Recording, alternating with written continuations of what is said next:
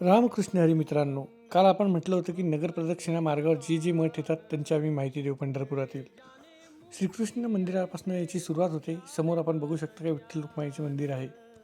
सर्वात आधी मंदिर येतं ते निवृत्तीनाथ महाराजांचं, जे की आपले संत ज्ञानेश्वर माऊलींची मोठे गुरुबंधू आहेत.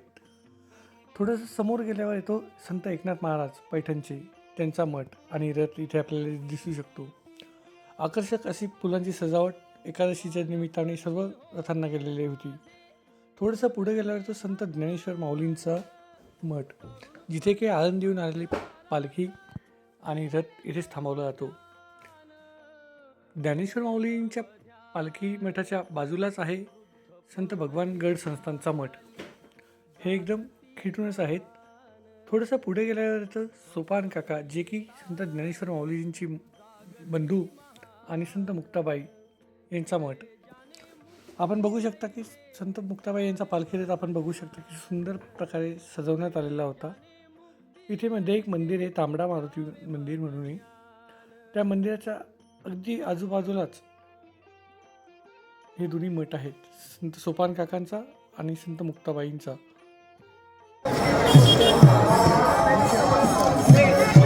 छान असा दगडी मठ आहे खूप पूर्वीचा, आणि संत मुक्ताबाईंचा जो पालखी रथ आहे तर त्याला सुद्धा आकर्षक अशी सजावट करण्यात आली होती. समोर आपण बघत आहात की चंद्रभागा नदी मठाच्या अगदी समोरच.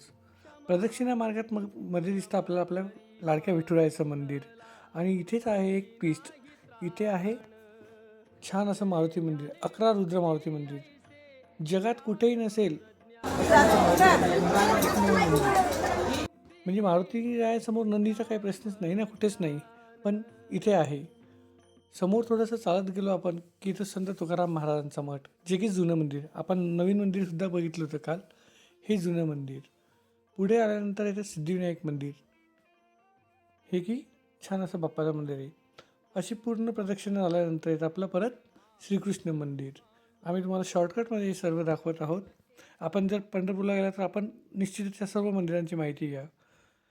सर्व नगरप्रदक्षिणा पूर्ण झाल्यावर आपण बसस्टँडकडे जर गेलात तर इथे अशी छान अशी वारकऱ्यांची वेशभूषा, असं एक छान डेकोरेशन तयार केलेलं आहे, ज्याने की पंढरपूर शहराला अगदी सुंदर असा मनमोहक दृश्य दिसते.